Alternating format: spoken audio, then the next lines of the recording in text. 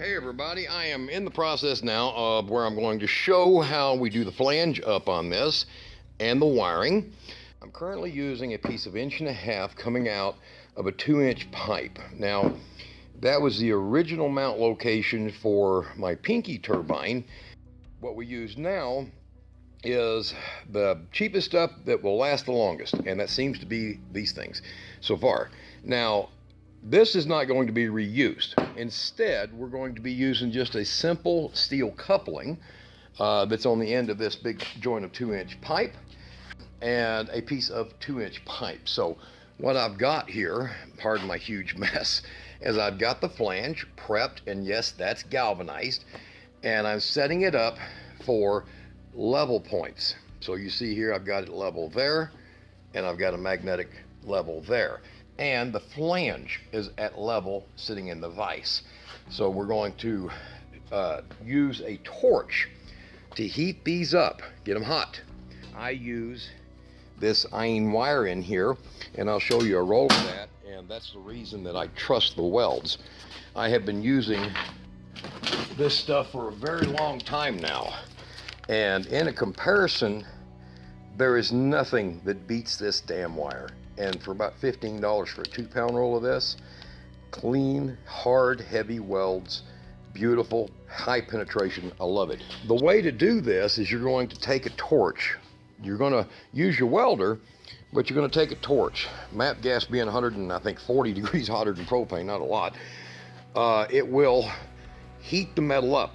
You're going to get the metal fairly hot, about 250 degrees, so that this thick, I believe it's 7/16 thick metal here, and the Schedule 40 will match each other in temperature. So when I hit it with the welder, it will penetrate. And what you'll see is you'll see me just simply heating it up. So I'm going to heat this metal down here at the bottom hotter than I will, and the heat will actually just transfer into that. But the hotter you get your metal, the deeper a MIG will transmit its weld into the metal here. The deeper it'll sink it in, and you want it to sink in pretty deep. But this flange does have a rim on it for a normal weld process. However, using 2-inch pipe instead of 1.5 inch pipe, or generally the pipe that should be getting used for this, is not necessary for what we're doing. The turbine is not going to exceed 500 pounds of force, and this will way then cover that. So, all right, even in my winds, I get 100-mile-an-hour winds. I've got another one up there. It hasn't failed. So, watch how I set this up. All right, as you can see right now, I'm heating, and I'm keeping the flame moving so that I don't overheat one spot. And I also warm the jaws of the vise a little so that it don't heat sink all my heat out of there. Don't pull all my heat away from this flange. And we're going to get this thing up to about 300 degrees. And occasionally you might have to re-warm this flange so that you can get the temperature right. We'll go up the pipe a little bit. Don't melt your levels. Throw some heat in from underneath up the center of the pipe also. We ought to be close to 300 degrees right now.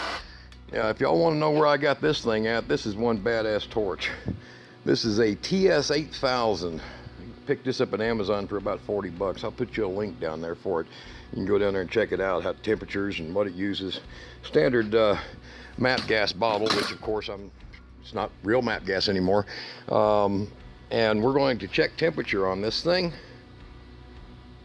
See what we're at. Yep, right at about 300 degrees, I think. So we'll keep warming her up till we get it over 300 degrees, and then we're going to take that MIG with it on speed 6, full power. So we're going to be getting 160 amps. That actually never does 170. DC, we're rigged for DC and running 35 wire on it. So let's keep it heated up, and then I'm going to pop a weld on it, and I'll show you that weld. So be right back. All right, now up from under the hood, you can see I spotted it, but you'll see the penetration levels of this weld if it don't blow my phone up here.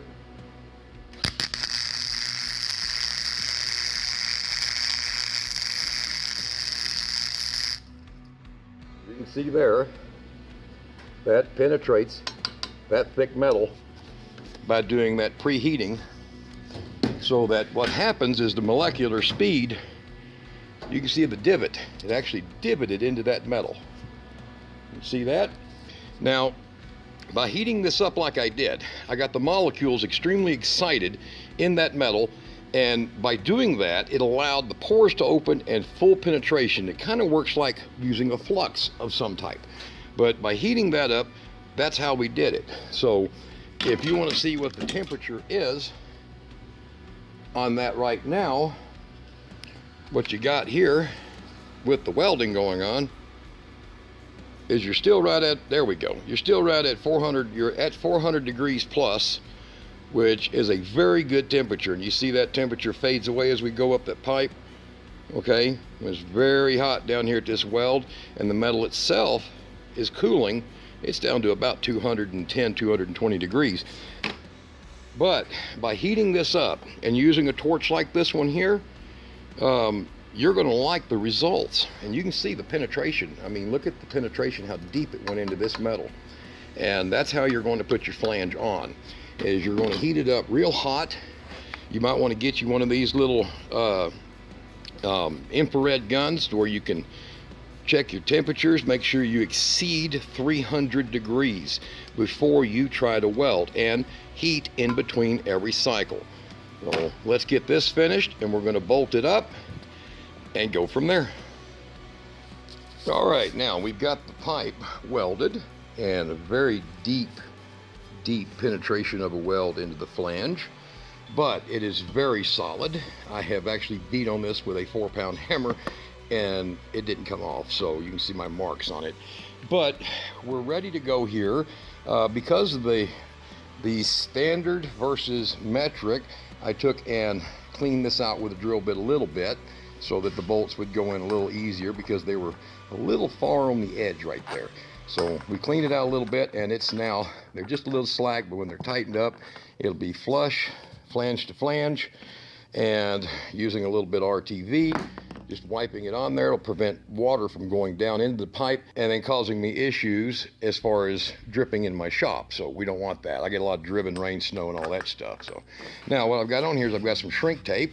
It already has some on it, but I put some shrink tape. Now you'll notice I cut the wires at 3 different levels here, and additionally using 10 gauge stranded, I put it at 3 different levels here, and then shrink tape here, and then an even bigger one that'll go over everything that I can't get over with this one. So we're going to go ahead and crimp these all together. You want to stagger these so that you don't have what's called a widow's arc. Now, a widow arc means if one of them was to pull loose a little bit, and something reason or another you had a rubbed wire, it'd burn your unit out, and you don't want that.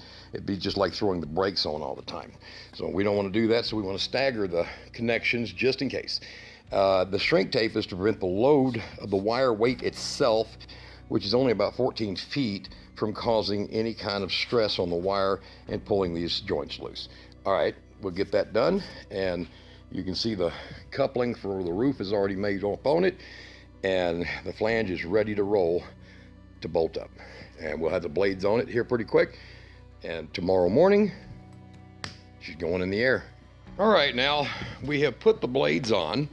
Well, you have the wiring as you just saw, and as it's going right now, we are setting up for our mounting process, which is we have the coupling on, the all steel coupling on the galvanized pipe, so it's a lot stronger. It is a service coupling, but this is not going to be tougher than that coupling.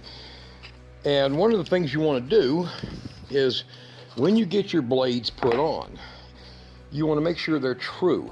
So by taking your blades and lining them up with a solid point that doesn't move, you will measure like I'm doing here from this coupling. And in my case, I have 6 inches, 6 1/16, and then I will spin the next blade around and measure it the same way, and I have 6 1/16. And the reason I'm telling you this is I'll show you here in just a second. And I have over here, I have 6 1/16. Now, One of my blades was just under 6 inches. It wasn't quite exact, so, and that's to be expected. This is Chinese made product. So now you see that piece of strap that's back here. It is just this stuff here, and you can use anything you want, but it's just plumber strap, okay, hanger strap. You can use anything you want. I have shimmed using just soda cans, where you just cut like you're going to make a little notch, and you slide it up underneath the bolt, and you clamp it down like I did right there. So you see, that allowed me to have a fully balanced blade set. So the turbine is finished. Look how easy that thing turns. I just give it a little flick, and it's going to turn amazingly well in the wind. The cap that goes on these has little tabs, and the tabs will lock itself onto the backs of the hub. So as you put it on, you'll see that and you pop it in with your hand, it'll lock it into place, and you won't have to worry about that. Now, back over here, you can see we have the flange completely tightened and mounted, and I put a RTV in between the two surfaces and let it squeeze out so that we don't have to worry about water getting in. I will put RTV in the threads of this once I'm finished tightening it. And as far as what do I use? Well, you're going to get yourself a 100 amp rectifier. This is a SQL 100A, and I use the Amicos, and I'll put a link down there at the bottom of the video at the upload date where I get this one at. And in addition, do not make the mistake. This is a 12-12 blade, and it's the common standard quarter blade. However, you're dealing with a 3/8 wide that will go on here. So those will fit on these, as you can see, don't even come close. So I'll put you a link where you get these. There's a company out of California that distributes these everywhere, and also a company out of Virginia. So I'll put you some links to where those come from, and you can get them. These are not just general hardware stuff. If you're lucky, you might find them at Home Depot, but there's nothing in an electrical box typically that uses these. Okay, blade connectors. Now, the 3 wires that come out will be coming out as AC voltage. That is the reason you need a rectifier. Rectification means that it takes the pattern of the voltage, and you can see that schematic. It'll show you the schematic and the way the diodes are set up inside this. And it's going to field one side to give you negative, and the other side to give you positive. So I believe in my case, I got positive here and negative here. Be sure you look at your schematic. Otherwise, hook it up, run it, spin it to see which is positive and negative, and make sure you mark it. Accuracy with the Chinese product, you know. So just get real with it. Now, in here, you can see the wire runs freely. The turbine will turn without binding up because it has a slip rings. How do you hit the brakes on a wind turbine? One, you don't buy a 15 amp triple aught switch. You get you another item, I'll show you. The proper way to hit the brakes on a wind turbine is you have a line coming out here and a resistor, say 100 watt, and a line from that line, a resistor and 100 watt.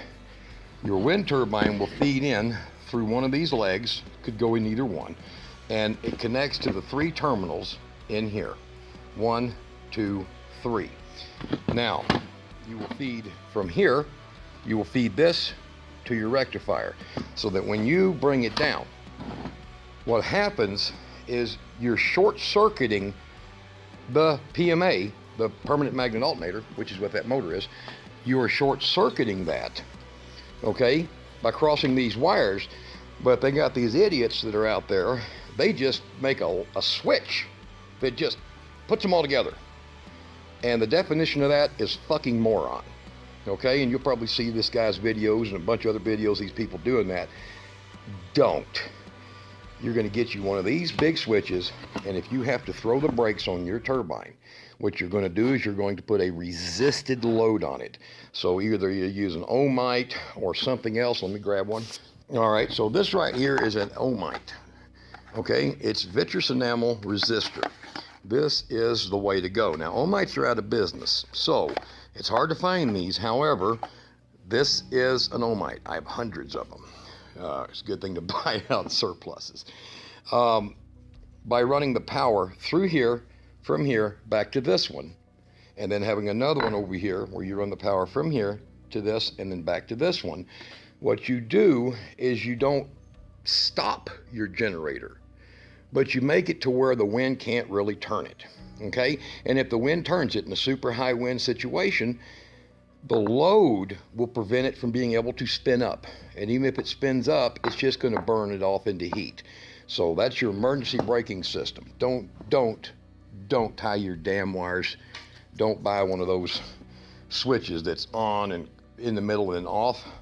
That's kind of like this. Don't do it. You're going to run your wires for this right through the center.